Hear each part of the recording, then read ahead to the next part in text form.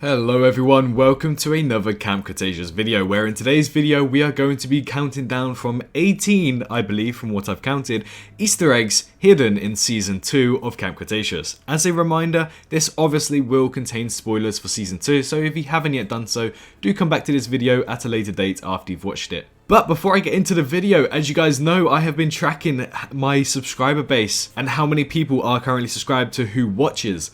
And recently we jumped up to 93%, and has that changed? As you can see, it has. 7.1% of you guys are now subscribed, so I appreciate the support, and if you guys really wish to help me out just that little bit extra, do press that subscribe button as we are on the way to 30,000 shall we say, subscribers soon. But yes, 92.9% of you guys aren't currently subscribed, so let's lower that number. Let's try to get down to 90% by the end of February. That would be much appreciated, but nonetheless, let's get into the video. Now, these Easter eggs don't come in any specific order, it's just the ones that I randomly thought of or saw whilst rewatching the series again, so do keep that in mind. So the first Easter egg I want to talk about is actually, I believe, in episode 5 when Ben and Bumpy returns.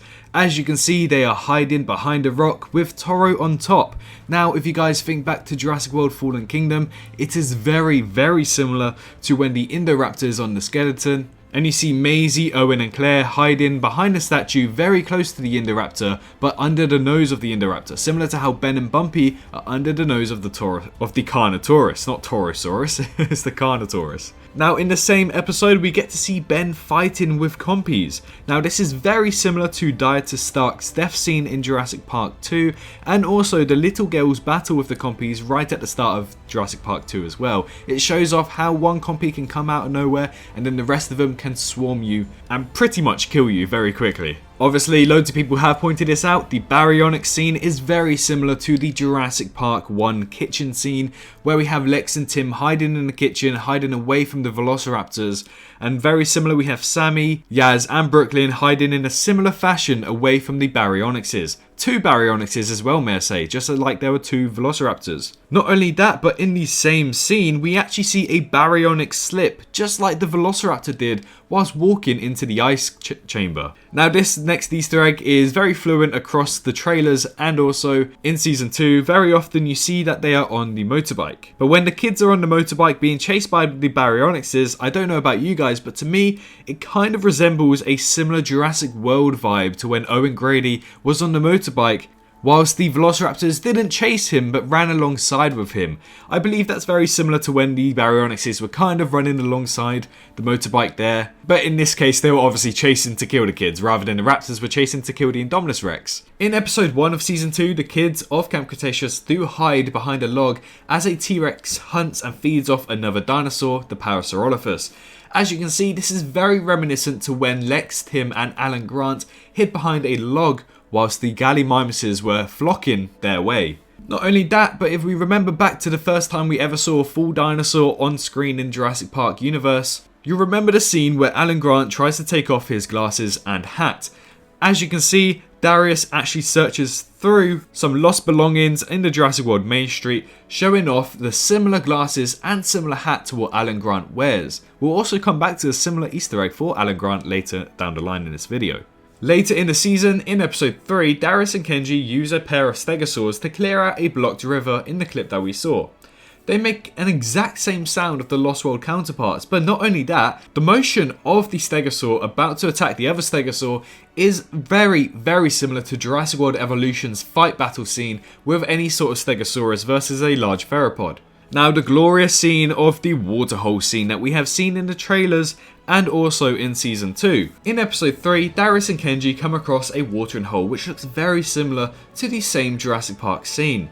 Although it's not the same, you know, it's very similar. It has the same vibe where loads of parasaurs are drinking from the water, but instead we have it replaced with loads of herbivores that are drinking from the water. The factor that kind of adds it all up together for me personally is in the original Jurassic Park 1 scene, we get to see 2 Brachiosauruses walking from the water, or let's say in the water in this case.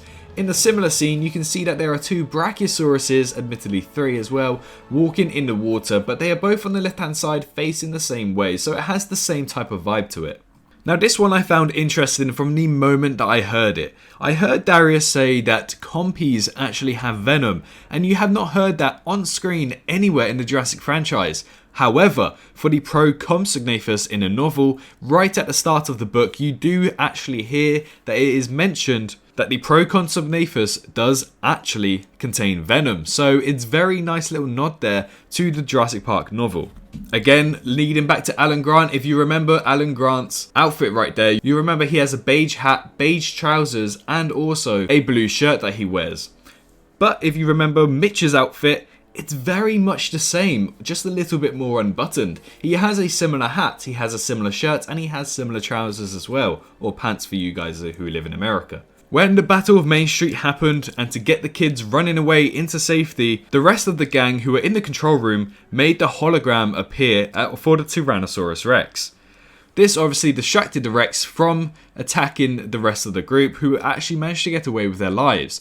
Similar to what happens in Jurassic World, the hologram of the Dilophosaurus was played to distract one of the raptors who were chasing down the group at that time on Main Street. So it's a nice little resemblance there that both dinosaurs did actually get distracted by the hologram to allow the group to survive. Now again, we have a really good looking scene here where instantly I just knew this was similar to the Jurassic Park scene. When we have Mitch and Darius standing across a herd of brachiosaurs who are grazing, you instantly know that this is a similar scene to when Lex, Tim, and Alan Grant were in a tree speaking to the brachiosaurs. But not only did they come across these brachiosaurs in the same manner that they did in the treetops, but Darius starts to make brachiosaur sounds similar to how Alan Grant did to get their attention, which is another cool Easter egg. Now towards the end of the season, Kenji actually flips a large grey flat switch, just like Ellie Sattler did, to try and get the power on. And similar, Kenji was trying to get the power on at the same time, so it's a nice little reference right there. Obviously the green and red buttons are in the same position like it was in the Jurassic Park movie. However, I think universally green is supposed to be at the top anyway, so I don't really see that as a big Easter egg. Now the final episode, there is a death of the character of Tiff, which we all, I think, can agree that it's good riddance of. She does die on the boat as soon as it leaves the dock. However, this scene is very similar to the scene of The Lost World.